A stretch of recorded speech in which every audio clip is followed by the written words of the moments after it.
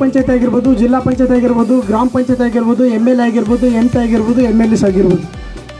ಸರ್ಕಾರದ ಉದ್ದೇಶ ಇಷ್ಟೇ, ಚುನಾವಣೆಯ ಉದ್ದೇಶ ಯಾವುದೇ ಒಂದು ಮತದಾನದಿಂದ ಯಾರು ವಂಚಿತರಾಗಬಾರ್ದು, ಪ್ರತಿಯೊಬ್ಬರು ಮತ ಮಾಡಬೇಕು ಮತ್ತು 100% ಮತ ಆಗಬೇಕನ್ನೋದೇ ಒಂದು ಚುನಾವಣೆ ಆಯೋಗದ ಒಂದು ನಿರ್ದೇಶ.